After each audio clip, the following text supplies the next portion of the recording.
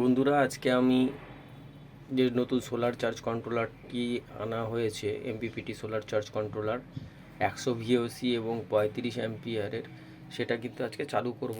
এখানে আমি একটু আগে কানেকশানটা করেছি। প্রথমে ব্যাটারির প্লাস এবং মাইনাস কানেকশান দিয়েছি, তারপর সোলারের কানেকশান দিয়েছি। এখানে মোনোপার্কের 50 ওয়াটের 4টি প্যানেল প্যারালাল কানেকশান করা আছে, যেটা আপনারা অলরেডি আগে দেখেছেন।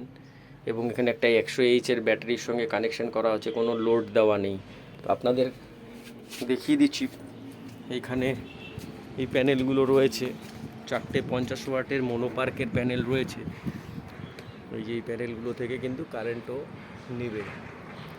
আজকে যথেষ্ট ভালো রোদ রয়েছে। এখন 1:20, দুপুর 1:20 বাজে। তো আমরা দেখে নিচ্ছি যে কিভাবে কাজ করছে এবং কত অ্যাম্পিয়ার লাভ হচ্ছে, কি লোকসান হচ্ছে। এখানে সুইচ রয়েছে, এখান থেকে সুইচ অফ করা আছে। তো আমরা সুইচটা অন করে দিচ্ছি। এখন কিন্তু কোনো কিছু দেখাচ্ছে না, ডিসপ্লে অন নেই, অফ আছে। তো আমরা লাইনটা চালু করে দিই। এই চালু করলাম, দেখুন সাথে সাথে এখানে চলে এসছে। চলে আসার পরে এখানে কিন্তু এই মডেল নাম্বার দেখাচ্ছে, সোলার ভোল্টেজ দেখাচ্ছে, সোলার থেকে কত কারেন্ট আসছে, ব্যাটারি ভোল্টেজ, চার্জিং কারেন্ট সব কিন্তু পরপর দেখাচ্ছে। কত সোলার পাওয়ার তৈরি হয় এই মেশিনটা কিন্তু সেটাও দেখিয়ে দেবে। তো আমার এটা যেহেতু এসএমইউ নয়, তাই আমি এসএমইউ অন করিনি, তাই লাইটটা জ্বলছে না। যদি এখানে আমি এসএমইউ সুইচটা অন করে দিই, তাহলে কিন্তু এটা লাইটটা জ্বলবে। তো যাই হোক, আমরা মেন ব্যাপারটা দেখাই। তো এখানে দেখা যাচ্ছে যে সোলার ভোল্টেজ 19.8 আসছে, আর ব্যাটারি ভোল্টেজ কিন্তু 14.1 আছে, অর্থাৎ ফুল চার্জের কাছাকাছি। এবং দেখতেই পাচ্ছেন যে ব্যাটারিটা চার্জ হয়ে আছে জন্য বেশি কিন্তু এখন কারেন্ট নিচ্ছে না। এখন সোলার ভোল্টেজ নিচ্ছে, সোলার ভোল্টেজ আসছে 6.9। একটু আগে দেখাচ্ছিল, দেখা যাক আবার কত দেখায়। আমরা দেখে নেব, তাহলেই বুঝতে পারবেন। 6.9 অ্যাম্পিয়ার আসছে আর 19.8, কিন্তু ব্যাটারি চার্জ হচ্ছে 9.2 অ্যাম্পিয়ার দিয়ে। এবং টোটাল সোলার পাওয়ার হচ্ছে 137 এর আশেপাশে। তো আমরা কিন্তু এখনও পর্যন্ত এর মধ্যে কোনো লোড লাগাইনি, এখানে লোড লাগাইনি।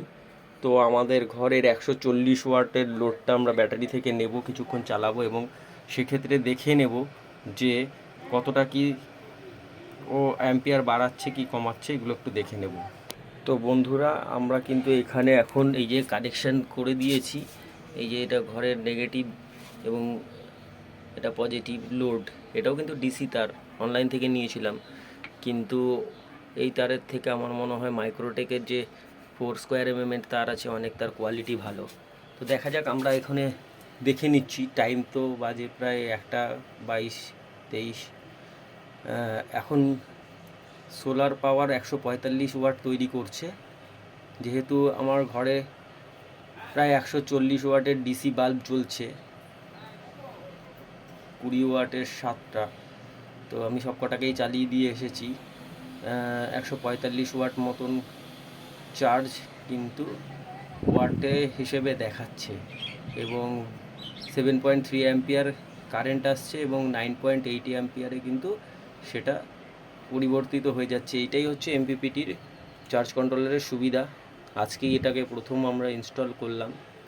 তো আপনারা জানেন আমার আরও একটা প্যানেলের কানেকশান রয়েছে।